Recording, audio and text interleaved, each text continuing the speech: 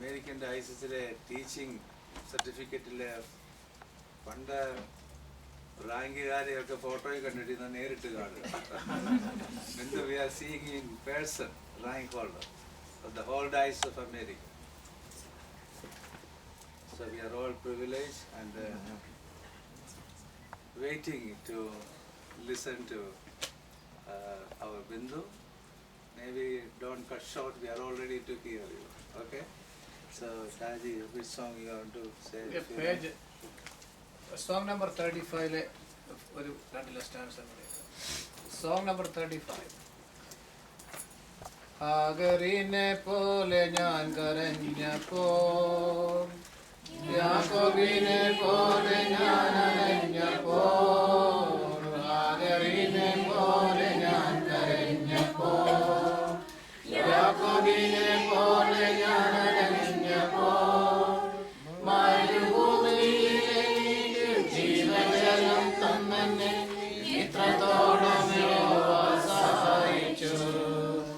മരുഭൂമിയിലേക്ക് ജീവജലം തന്നെന്നെ ഇത്രത്തോളം യഹോവ സഹായിച്ചു. ഇത്രത്തോളം യഹോവ സഹായിച്ചു. ഇത്രത്തോളം ദൈവം എന്നെ നടത്തി. ഒന്നുമില്ലായ്മയിൽ നിന്നെന്നെ ഉയർത്തി. ഇത്രത്തോളം യഹോവ സഹായിച്ചു. ഒന്നുമില്ലായ്മയിൽ നിന്നെന്നെ ഉയർത്തി. ഇത്രത്തോളം യഹോവ സഹായിച്ചു. ബഹുമാനപ്പെട്ട അച്ഛൻ, എന്നെ കേൾക്കുന്ന എല്ലാവരും, ഷായ്ചാൻ വളരെ നാളുകളായി, എനിക്ക് തോന്നുന്നു ഞങ്ങൾ ഈ പള്ളിയിൽ വന്ന നാളുകൾ മുതൽ ഏകദേശം 2 വർഷമായി ഷായ്ചാൻ എന്നോട് പറയുന്നുണ്ട് നമ്മുടെ പ്രയർ ഗ്രൂപ്പിൽ പ്രസംഗിക്കണം. അപ്പോഴൊക്കെ ഞാൻ ഷായ്ചാൻ പറയും, ഞാനൊരു സ്പീക്കിംഗ് പേഴ്സണേ അല്ല, എനിക്കിങ്ങനെ ഒരു ജോലി അല്ലെങ്കിൽ ഇങ്ങനെ ഒരു കാര്യം ചെയ്യാൻ പറ്റുമോ എന്ന് ഞാൻ ശ്രമിച്ചിട്ടില്ല. ഞാൻ അങ്ങനെയൊക്കെ ചിന്തിച്ചപ്പോൾ ഞാൻ ഓർത്തതായൊരു കാര്യം, യിരെമ്യാ പ്രവാചകനോട് ദൈവം പറഞ്ഞു, ഞാൻ നിന്റെ അമ്മയുടെ ഉദരത്തിൽ വെച്ച് തന്നെ നിന്നെ ഞാൻ ജാതികളുടെ പ്രവാചകനാക്കി നിയമിച്ചിരിക്കുന്നു. ഇപ്പോൾ യിരെമ്യാ പ്രവാചകന്റെ മറുപടി ഇപ്രകാരമായിരുന്നു, കർത്താവേ, എനിക്ക് സംസാരിക്കുവാൻ അറിഞ്ഞുകൂടാ. Lord God, I don't know how to speak. അതേ ഒരു അവസ്ഥയിലാണ് ഞാനും ഇവിടെ നിൽക്കുന്നത്. ദൈവമേ, എനിക്ക് സംസാരിക്കുവാൻ അറിഞ്ഞുകൂടാ. ഞാൻ എൻ്റെ ഒരു ദൈവത്തിൽ ആശ്രയിച്ചുകൊണ്ട് ഞാൻ ചിന്തിച്ച കുറച്ച് കാര്യങ്ങൾ ഞാൻ നിങ്ങളോട് പറയുവാനായിട്ട് ശ്രമിക്കുന്നു. ഞാൻ എൻ്റെ വിഷയത്തിലേക്ക് കിടക്കട്ടെ. നമ്മുടെ സഭ ഇപ്പോൾ ഈ അവസരത്തിൽ ശ്ലീഹാനോയം ആചരിക്കുന്ന അവസരമാകുന്നു. യേശുക്രിസ്തു നൽകിയ ദൗത്യത്തെ ശിരസാ വഹിച്ചുകൊണ്ട് സുവിശേഷത്തിന് വേണ്ടി ജീവൻ അർപ്പിച്ച അപ്പോസ്തലന്മാരെ നാം ഓർക്കുകയും അവരെ ഓർക്കുകയും നമ്മുടെ പ്രാർത്ഥനയിലും നമ്മുടെ ഉപവാസത്തിലും കൂടി ദൈവത്തോട് കൂടുതൽ അടുക്കുവാനും ഈ അവസരം നമ്മെ സഹായിക്കുന്നു. എല്ലാ വർഷവും ജൂൺ 16 ശ്ലീഹാനോയം ആരംഭിക്കുകയും ജൂൺ 29 വിശുദ്ധ പൗലോസ് പത്രോസ് ശ്ലീഹന്മാരുടെ പെരുന്നാളായി നാം ആചരിക്കുകയും ചെയ്യുന്നു. ജൂൺ 30 മറ്റ് 11 ശ്ലീഹന്മാരെയും നമ്മുടെ സഭ ഓർക്കുന്നു. ആദിമ ക്രിസ്തീയ സഭയെ സംബന്ധിച്ചിടത്തോളം ഏറ്റവും പ്രധാനപ്പെട്ട 2 വിശുദ്ധ വ്യക്തിത്വങ്ങളായിരുന്നു വിശുദ്ധ പൗലോസും വിശുദ്ധ പത്രോസും. യേശുവിന്റെ 12 ശിഷ്യന്മാരിൽ പ്രധാനിയായിരുന്നു പത്രോസ് ലീഹ. എന്നാൽ ക്രിസ്തീയ സഭയുടെ പ്രധാന ശില്പിയും പ്രധാന പണിക്കാരനുമായി തീർന്നു പൗലോസ് ലീഹ. നമുക്ക് ഇവരുടെ ജീവിതങ്ങളിലേക്ക് ഒന്ന് തിരിഞ്ഞു നോക്കാം. പത്രോസിന്റെ ആദ്യ നാമം ശിമയോൻ എന്നായിരുന്നു. കർത്താവിനോട് കൂടെ ഇറങ്ങിത്തിരിക്കുവാൻ വിളിക്കപ്പെട്ടപ്പോൾ യേശു നൽകിയ നാമമാണ് കേഫ അല്ലെങ്കിൽ പത്രോസ് എന്നത്. പത്രോസിന്റെ കുടുംബത്തെക്കുറിച്ച് അല്ലെങ്കിൽ മാതാപിതാക്കളെ കുറിച്ച് വേദപുസ്തകത്തിൽ എന്തെങ്കിലും പറയുന്നുണ്ടോ? പിതാവിനെ കുറിച്ച് പറയുന്നുണ്ട്. നിങ്ങൾ ആരെങ്കിലും പറയാമോ? യേശു തന്നെ പറയുന്നുണ്ട് പത്രോസിന്റെ പിതാവിനെ കുറിച്ച്. യോഹന്നാന്റെ സുവിശേഷം 1-ാം അധ്യായം 41-42 വാക്യങ്ങൾ ഒന്ന് വായിക്കാമോ? യോഹന്നാന്റെ സുവിശേഷം 1-ാം അധ്യായം 41-42 വാക്യങ്ങൾ.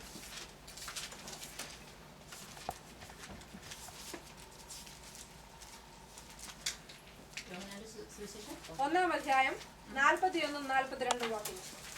അവൻ തന്റെ സഹോദരനായ ശിമോനെ ആദ്യം കണ്ട് അവനോട്, ഞങ്ങൾ മശിഹായെ എന്ന് വെച്ചാൽ ക്രിസ്തുവെ കണ്ടെത്തിയിരിക്കുന്നെന്ന് പറഞ്ഞു.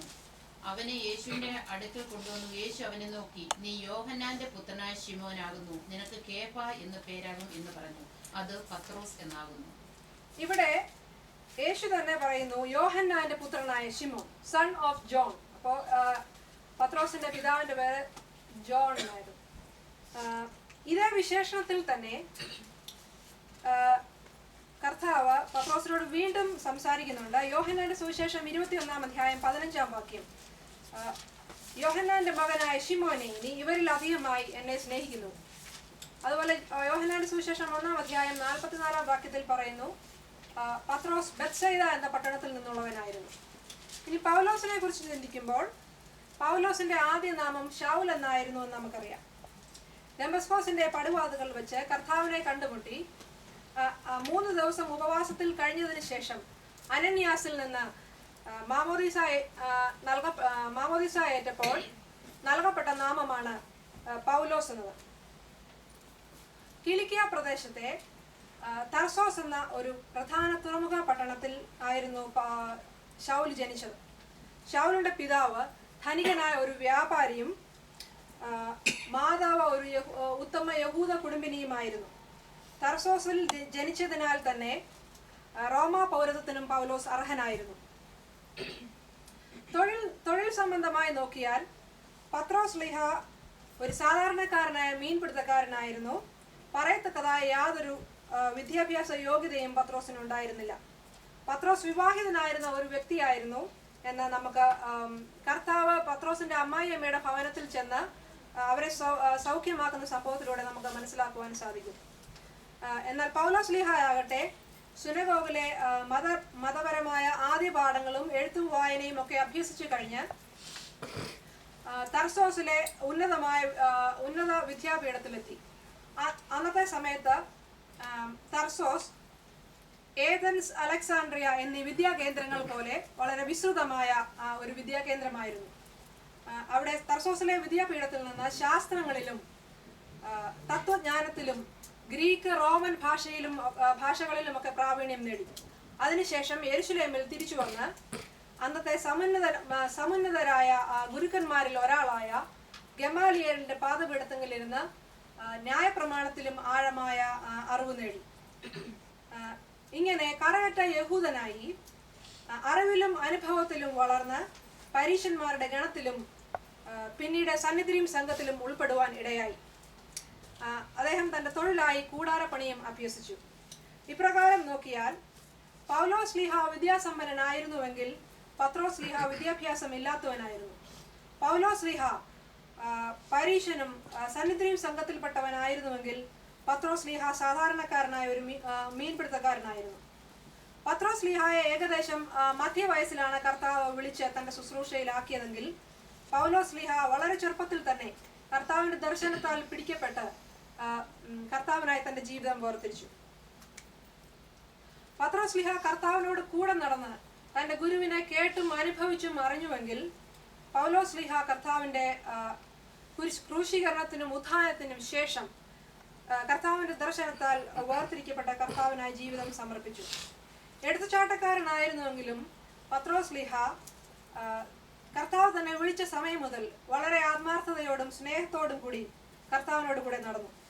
എന്നാൽ ക്രിസ്തുവിനോടുള്ള ബന്ധം നോക്കിയാൽ പൗലോസ് ലീഹ ആദ്യം ക്രിസ്തുവിന്റെ ശത്രുവും ക്രിസ്തുവിന്റെയും സഭയുടെയും ശത്രുവും ഉപദ്രവിയുമായിരുന്നു.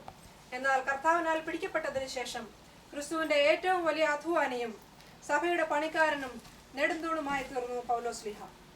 പരിച്ഛേദനക്കാരുടെ അപ്പോസ്തോലൻ എന്ന് പത്രോസ് ലീഹായെ വിളിക്കപ്പെട്ടപ്പോൾ ജാതികളുടെ അപ്പോസ്തോലൻ എന്ന് പൗലോസ് ലീഹ അറിയപ്പെട്ടു. ശിമോൻ എന്ന പേരിന്റെ അർത്ഥം ഞാങ്ങണ എന്നാണ്. ഞാങ്ങണ എന്നാൽ വഴുവഴുപ്പിന്റെ ഒരു അനുഭവം, അല്ലെങ്കിൽ സ്ഥിരതയില്ലാത്ത അല്ലെങ്കിൽ ഉറപ്പില്ലാത്ത ഒരു അനുഭവം എന്ന് നമുക്ക് ചിന്തിക്കാം. തന്റെ പേര് പോലെ തന്നെ തീരുമാനങ്ങളിൽ സ്ഥിരതയില്ലാത്തവനും ഒരു എടുത്തുചാട്ടക്കാരനുമായിരുന്നു പത്രോസ് ലീഹ. അതുകൊണ്ട് തന്നെ പലപ്പോഴായി കർത്താവിന്റെ ശാസനയും ശിഷ്യന്മാരിൽ വെച്ച് ഏറ്റവും കൂടുതൽ കേൾക്കുന്നത് പത്രോസിനാണ്. ആരെല്ലാം തള്ളിപ്പറഞ്ഞാലും ഞാൻ നിങ്ങൾ ഇടറുകയില്ല എന്ന് പറഞ്ഞ നാവ് കൊണ്ട് തന്നെ ഒരു രാത്രിയിൽ 3 തവണ കർത്താവിനെ തള്ളി പറയുന്നവനായി തീർന്നു പത്രോസ്ലീഹ. എന്നാൽ യോഹന്നാന്റെ സുവിശേഷം 21 അധ്യായം 15 മുതൽ 19 വരെയുള്ള വാക്യങ്ങളിൽ നമുക്ക് കാണാം, കർത്താവ് ഉയർത്തെഴുന്നേറ്റ ശേഷം തിബരിയാസ് കടൽക്കരയിൽ വെച്ച് നീ ഇവരിൽ അധികമായി എന്നെ സ്നേഹിക്കുന്നുവോ എന്ന് ചോദിച്ചുകൊണ്ട് 3 പ്രാവശ്യം തന്നെ തള്ളിപ്പറഞ്ഞ നാവ് കൊണ്ട് തന്നെ എനിക്ക് നിന്നോട് പ്രിയമുണ്ട് എന്ന് പത്രോസിനെ കണ്ട് 3 പ്രാവശ്യം ഏറ്റുപറയിക്കുകയും സഭയാകുന്ന എൻ്റെ ആടുകളെ പാലിക്ക എന്ന് ഏൽപ്പിക്കുകയും ചെയ്തു. വിശുദ്ധ മത്തായിയുടെ സുവിശേഷം 16 അധ്യായം 18 വാക്യം നാം ഇങ്ങനെ കാണുന്നു. കർത്താവ് പത്രോസിനോട് ഇങ്ങനെ പറയുന്നു, നീ പത്രോസ് ആകുന്നു, ഈ പാറമേൽ ഞാൻ എൻ്റെ സഭയെ പണിയും. അങ്ങനെ പത്രോസ് ആകുന്ന പാറമേൽ ആദിമ ക്രിസ്തീയ സഭ പണിയപ്പെട്ടു. വിദ്യാഭ്യാസമുള്ളവരെയും ഇല്ലാത്തവരെയും ഒരുപോലെ തൻ്റെ സ്വർഗീയ രാജ്യത്തിന്റെ കെട്ടുമണിക്കായി കർത്താവ് ഉപയോഗിക്കുന്നുവെന്ന് നമുക്ക് ഇതിൽ നിന്ന് മനസ്സിലാക്കാം. ഇനി പരിശുദ്ധാത്മാവ് രൂപാന്തരപ്പെടുത്തിയപ്പോൾ ഈ 2 സ്ലീഹന്മാരും തങ്ങളുടെ മുൻ ജീവിതത്തിൽ നിന്ന് എപ്രകാരം വ്യത്യസ്തരായി തീർന്നു എന്ന് നമുക്ക് നോക്കാം. 4 കാര്യങ്ങൾ പറയുവാനാണ് ഞാൻ ആഗ്രഹിക്കുന്നത്. 1, ഭീരുത്വത്തിന്റെ അവസ്ഥയിൽ നിന്നും കർത്താവിനെ വളരെ ശക്തിയോടെ പ്രഘോഷിക്കുന്ന ഒരവസ്ഥയിലേക്ക് പത്രോസ്ലീഹ മാറ്റപ്പെട്ടു.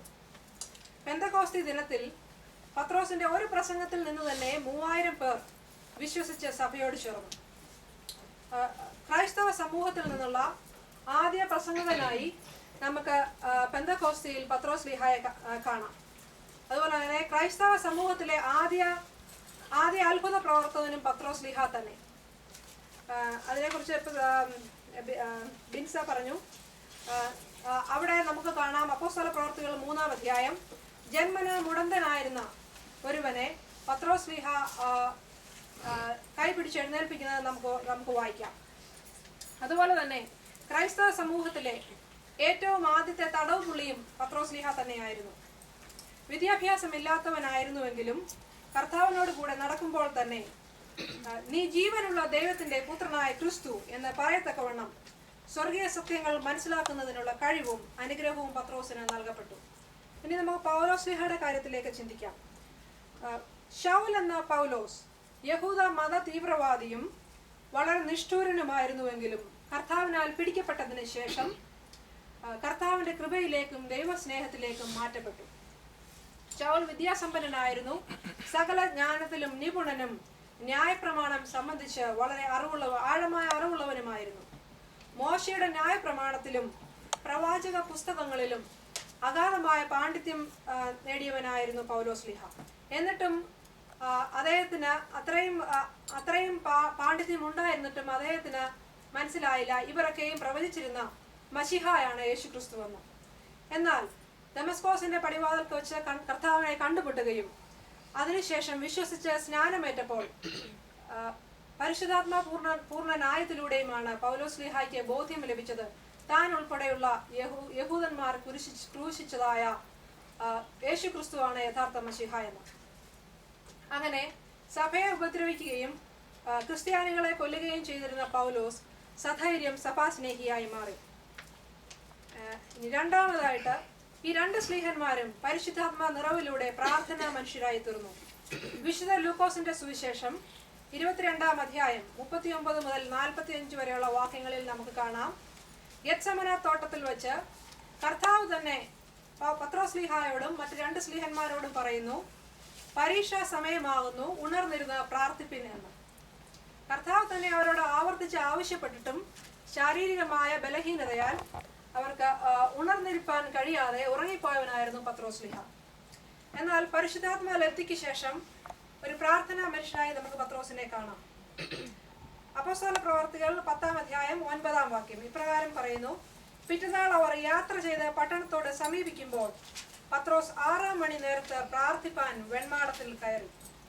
എപ്പോഴും പ്രാർത്ഥനയിൽ തന്റെ ഗുരുവിൽ നിന്ന് പരിശുദ്ധാത്മാവിനാൽ പത്രോസ് നിർദ്ദേശങ്ങൾ സ്വീകരിക്കുന്നത് നമുക്ക് അവിടെ കാണാം. അന്ന് വരെ വിജാതീയരോട് സുവിശേഷം പറഞ്ഞിരുന്നില്ല.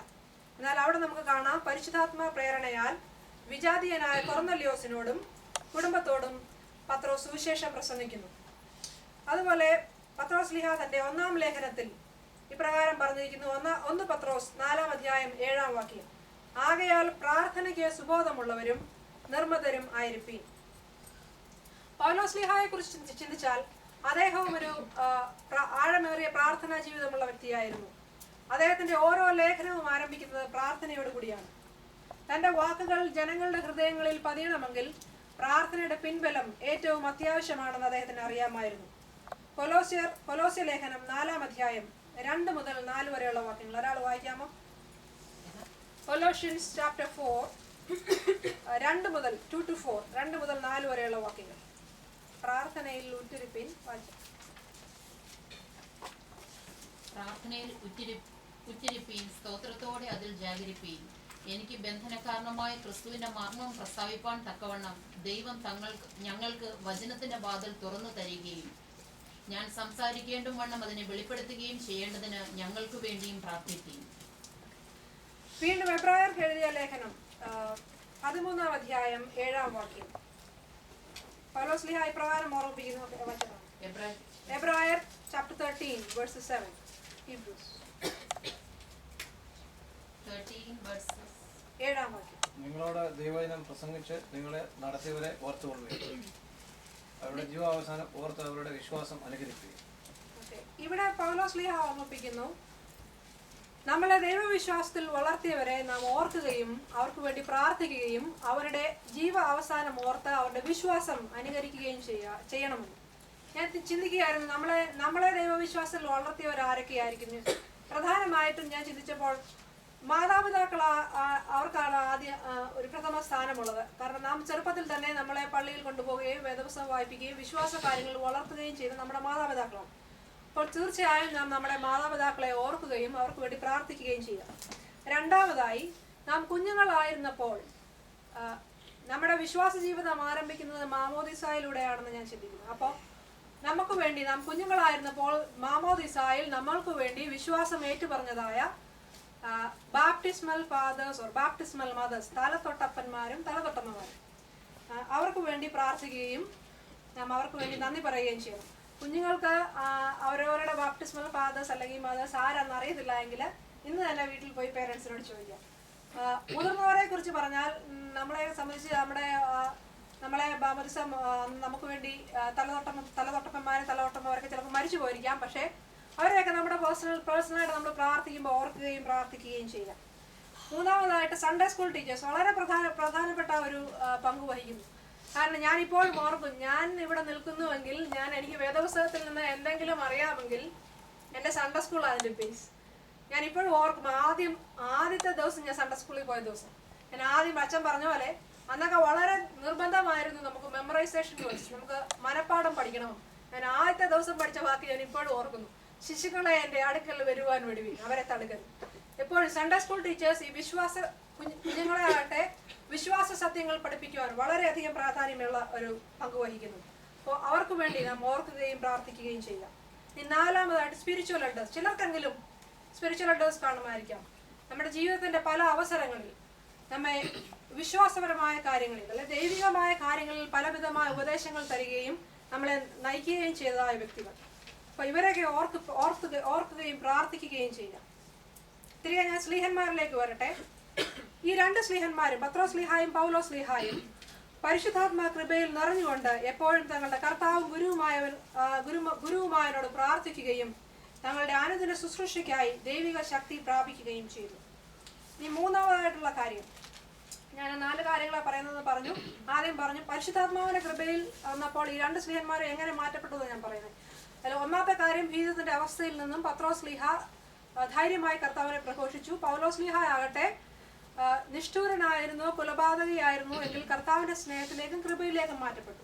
രണ്ടാമത്തെ കാര്യം, അവർ പരിശുദ്ധാത്മാവിന്റെ കൃപയാൽ പ്രാർത്ഥന മനുഷ്യരായിത്തീർന്നു. മൂന്നാമത്തെ കാര്യം, എല്ലാത്തിനും ഉപരിയായി, ഈ ലോകത്തിൽ സകലത്തിനും ഉപരിയായി ഇവർ രണ്ടുപേരും തന്നെയല്ല, നമ്മൾ പ്രധാനമായിട്ട് ഈ സ്ലീഹന്മാരെ ഓർക്കുന്നത് കൊണ്ട് ഞാൻ അവരെ കുറിച്ച് പറയുന്നേ ഉള്ളൂ.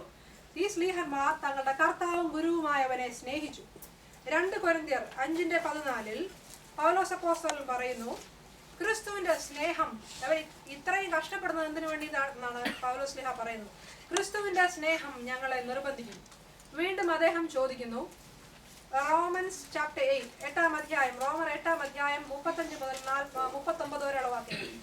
ക്രിസ്തുവിന്റെ സ്നേഹത്തിൽ, അവിടെ ഒരു വലിയ ലിസ്റ്റ് പൗലോസ് സ്ലീഹ പറയുന്നുണ്ട്. ക്രിസ്തുവിന്റെ സ്നേഹത്തിൽ നിന്ന് നമ്മെ വേർപിരിക്കുന്നത് കഷ്ടതയോ സങ്കടമോ, ഞാൻ ചുരുക്കി അങ്ങ് പറയാന്നേ ഉള്ളൂ, ഉപദ്രവമോ പട്ടിണിയോ നഗ്നതയോ ആപത്തോ വാളോ, മരണമാകട്ടെ ജീവനാകട്ടെ, ദൂതന്മാരാകട്ടെ, ദൂതന്മാർ വന്ന് പറഞ്ഞാൽ പോലും കർത്താവിന്റെ സ്നേഹത്തിൽ നിന്ന് ഞാൻ മാറുകയില്ലെന്ന് അവിടെ പൗലോസ്ലീഹ പറയുന്നു.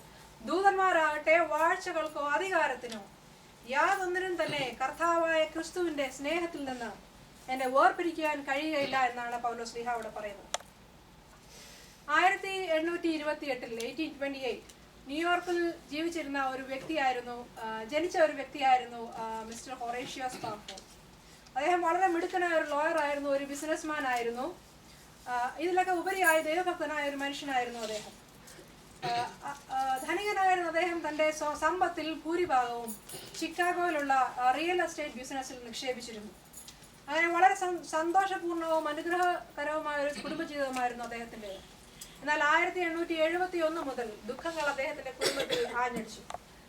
1871 അദ്ദേഹത്തിന്റെ 4 വയസ്സുള്ള ഏക മകൻ സ്കാർലറ്റ് ഫീവർ എന്ന രോഗം വന്ന് മരിച്ചു. എന്നാൽ അതേ വർഷം, അധിക നാൾ കഴിയുന്നതിന് മുമ്പ് അതേ വർഷം തന്നെ അടുത്ത ഒരു ദുരന്തം കടന്നു വന്നു. ചിക്കാഗോയിൽ അന്ന് ഒരു വലിയ തീ പടർന്നു പിടിച്ചു. നമുക്കറിയാം, അമേരിക്കൻ ഹിസ്റ്ററിയിലെ ഒരു വലിയ ദുരന്തങ്ങളിലൊന്നായി അത് ഇപ്പോഴും രേഖപ്പെടുത്തപ്പെട്ടിരിക്കുന്നു. ഒരു ചെറിയ ഫാമിൽ നിന്ന് തീ പടർന്നു തുടങ്ങിയിട്ട് അത് നിയന്ത്രിക്കുവാൻ കഴിയാതെ ചിക്കാഗോ മുഴുവൻ കത്തിച്ചാമ്പലാകുന്ന ഒരു സംഭവം.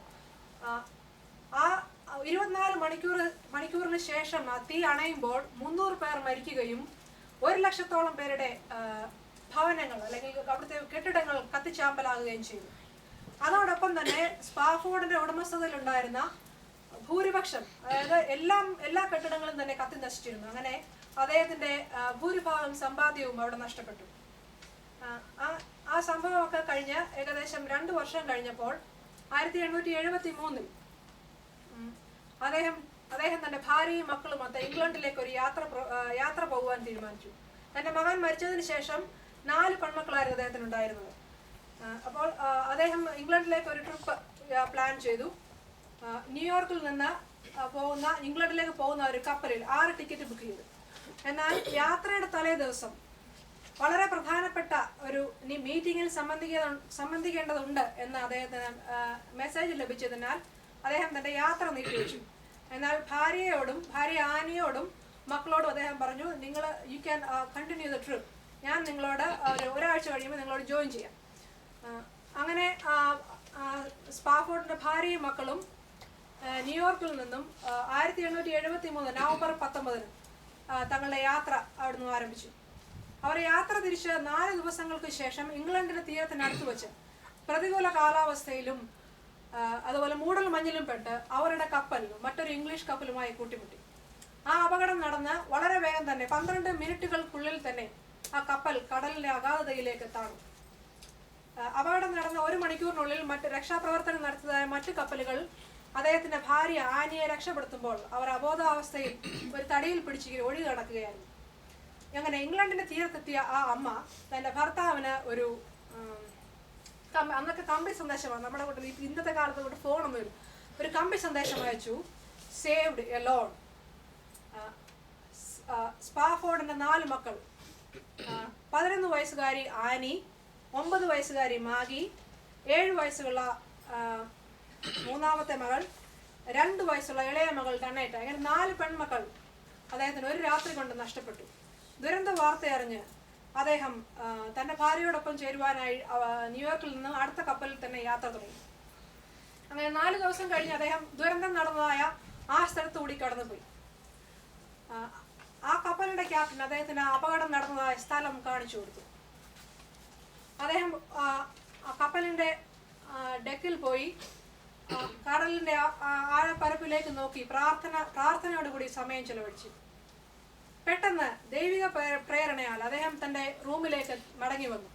തന്റെ ഹൃദയം നുറുങ്ങി ഒഴുകിയ വേദനയിൽ തന്റെ മനസ്സിലേക്ക് വന്നതായ വരികൾ കുറിച്ചു. സകലത്തെയും ആശ്വസിപ്പിക്കുന്ന പരിശുദ്ധാത്മാവിന്റെ കൃപ അദ്ദേഹത്തിന്റെ തൂലികത്തുമ്പിലൂടെ വാക്കുകളായി.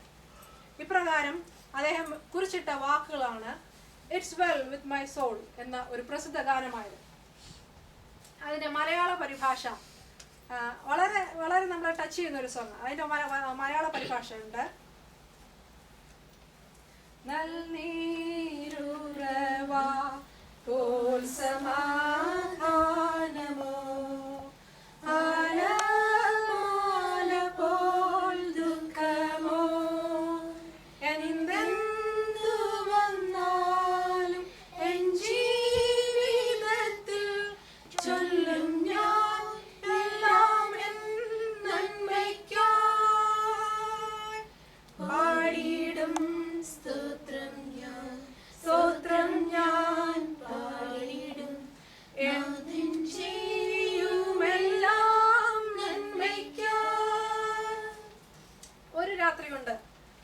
4 കുഞ്ഞുങ്ങളെയും നഷ്ടപ്പെട്ട ഒരു പിതാവ് പാടുകയാണ്, നീരുറവ് പോലെ സമാധാനം എൻ്റെ ജീവിതത്തിൽ ഒഴുകിയാലും, കടൽ തിരമാല പോലെ ദുഃഖങ്ങൾ എൻ്റെ ജീവിതത്തിൽ ആഞ്ഞടിച്ചാലും, ദൈവം എനിക്ക് ചെയ്യുന്നതെല്ലാം നന്മയ്ക്കായി ഞാൻ ദൈവത്തിന് സ്തോത്രം പാടുന്നു. ഇങ്ങനെ ജീവിതത്തിലെ ദുരന്ത അനുഭവങ്ങൾക്ക് ശേഷം അദ്ദേഹം അമേരിക്കയിൽ തിരിച്ചെത്തി. കുറച്ച് നാളുകൾ ഇവിടെ താമസിച്ചതിന് ശേഷം തൻ്റെ സ്വത്തുവകകളെല്ലാം വിറ്റ് അദ്ദേഹം ജെറുസലേമിലേക്ക് പോയി താമസിച്ചു. അവിടെ തൻ്റെ ശിഷ്ട ജീവിതം ദൈവത്തിനായും സുവിശേഷ വേലയ്ക്കായും ചിലവഴിച്ചു. ഇപ്പോഴും ജെറുസലേമിൽ സ്പാഫോർഡ് സെന്റർ ഫോർ ചിൽഡ്രൻ എന്ന ഒരു സംഘടന വർഷത്തിൽ 30,000-ൽ പരം കുഞ്ഞുങ്ങൾക്ക് ജീവിത സഹായവും പഠനത്തിന് ആവശ്യമായ ചിലവുകളും നൽകുന്നു. പൗലോസ് അപ്പോസ്തലൻ പറഞ്ഞിരിക്കുന്നു, ജീവനോ മരണത്തിനോ ഈ ലോകത്തിൽ യാതൊന്നിനും തന്നെ കർത്താവായ ക്രിസ്തുവിന്റെ കൃപയിൽ നിന്ന് എന്നെ വേർപിരിക്കുവാൻ കഴിയുന്നതല്ല. വീണ്ടും റോമർക്ക് എഴുതിയ ലേഖനം 8-ാം അധ്യായം 28 പറയുന്നു, എന്നാൽ ദൈവത്തെ സ്നേഹിക്കുന്നവർക്ക് നിർണയപ്രകാരം വിളിക്കപ്പെട്ടവർക്ക് തന്നെ സകലവും നന്മയ്ക്കായി കൂടി വ്യാപരിക്കുന്നു. ഈ 4ാമതായിട്ടുള്ള കാര്യം, സ്ലീഹന്മാർ തങ്ങളുടെ കഴിവിന് സാധിക്കും വണ്ണം കർത്താവിന് വേണ്ടി അധ്വാനിച്ചു. Each day they worked hard for their Lord Jesus. പൗലോസ് ശ്ലീഹ പറഞ്ഞിരിക്കുന്നു, ഞാൻ ഏറ്റവും അധികം അധ്വാനിച്ചു. 2 കൊരിന്ത്യർ 11-ാം അധ്യായം 23 മുതൽ 28 വരെ ഒന്ന് വായിക്കാമോ? 2 Corinthians chapter 11 23-28. 11-ാം അധ്യായം 2 കൊരിന്ത്യർ 11-ാം അധ്യായം 23 മുതൽ 28 വരെ. ഞാൻ ഏറ്റവും അധ്വാനിച്ചു. 23 മുതൽ 28 വരെ. ക്രിസ്തുവിന്റെ ശുശ്രൂഷക്കാരോ, ഞാൻ ബുദ്ധിക്രമമായി സംസാരിക്കുന്നു. ഞാൻ ഏറ്റവും അധികം അധ്വാനിച്ചു. അധികം പ്രാവശ്യം തടവിലായി, അനവധി അടികൊണ്ടു, പലപ്പോഴും പ്രാണഭയത്തിലായി. യഹൂദരാൽ ഞാൻ 1 കുറേ 40 അടി 5 വട്ടം കൊണ്ടു. 3 വട്ടം കോലിനാൽ അടികൊണ്ടു. ഒരിക്കൽ കല്ലേറ് കൊണ്ടു. 3 വട്ടം കപ്പൽ ഛേദത്തിൽ അകപ്പെട്ടു. 1 രാപ്പകൽ വെള്ളത്തിൽ കഴിച്ചു. ഞാൻ പലപ്പോഴും യാത്ര ചെയ്തു. നദികളിലെ ആപത്ത്, കള്ളന്മാരാലുള്ള ആപത്ത്, സ്വജനത്താലുള്ള ആപത്ത്, ജാതികളാലുള്ള ആപത്ത്, പട്ടണത്തിലെ ആപത്ത്, കാട്ടിലെ ആപത്ത്, കടലിലെ ആപത്ത്, കള്ള സഹോദരന്മാരാലുള്ള ആപത്ത്, അധ്വാനം, പ്രയാസം, പലവട്ടം ഉറക്കിളപ്പ്, പൈതാഹം, പലവട്ടം പട്ടിണി, ശീതം, നഗ്നത എന്നീ അസാധാരണ സംഗതികൾ ഭവിച്ചത് കൂടാതെ എനിക്ക് ദിവസേന സർവ്വസഭകളെയും കുറിച്ചുള്ള ചിന്താഭാരം എന്ന തിരക്കുമുണ്ട്. ഇതിൽ നിന്ന് നമുക്ക് മനസ്സിലാക്കാം, പൗലോസ് ശ്ലീഹ അധ്വാനിച്ചതിന്റെ ഒരു അംശമേ